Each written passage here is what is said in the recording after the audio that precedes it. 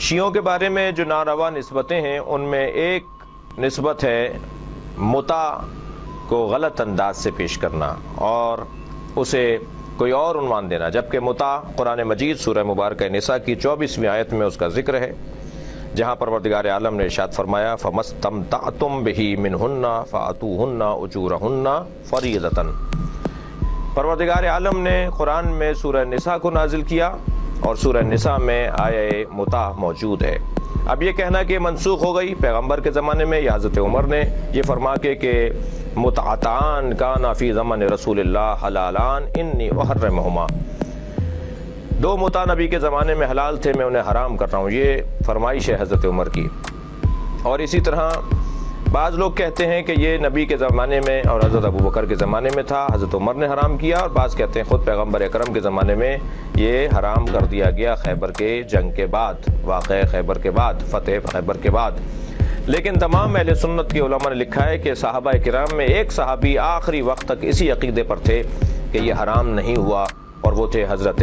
ابن عباس رضی اللہ تعالی عنہ جو حبر الامہ کا لقب رکھتے ہیں۔ میں سوال یہ کرتا ہوں کہ اگر اصحابی کالنجوم بأیہم اقتدیتم اہتدیتم کا قاعدہ ہے تو ایک صحابی کے پیچھے لگنے والا بھی ہدایت یافتہ ہے، تو پھر اگر کوئی صحابی اور وہ بھی حبر الامہ جیسا صحابی، ایک ایسی شخصیت کہ جن کا مقام صحابہ کرام میں کچھ کم مقام نہیں ہے، وہ یہ عقیدہ رکھتے ہوں کہ اور کہتے ہوں کہ یہ حرام نہیں ہوا، اور ایک مسلک اور ایک قوم اس عقیدے پر ہو کہ یہ حرام نہیں ہے، تو کیا انہیں گمراہ اور ناروا نسبت دینا جائز ہے؟ ایک بات۔ دوسری بات یہ کہ ایک چیز کا حلال ہونا اس چیز کے اپنانے کے لیے لازم نہیں ہے، یہ رستہ دیا ہے تاکہ حرام سے بچا جائے۔ لازم نہیں ہے کہ ہر شیعہ فرد متع کرتا ہو، ہر شیعہ فرد تو نکاح بھی ممکن ہے نہ کرتا ہو، ضروری نہیں ہے کہ وہ نکاح کرے جب تک اس پہ واجب نہ ہو۔ حرام میں مبتلا ہونے کی صورت میں نکاح واجب ہے، ورنہ مستحب ہے، سنت ہے۔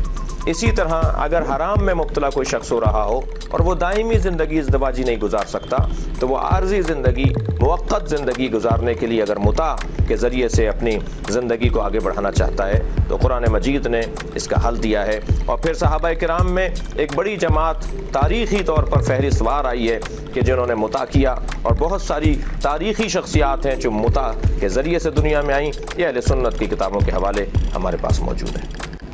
وما علینا الا البلاغ۔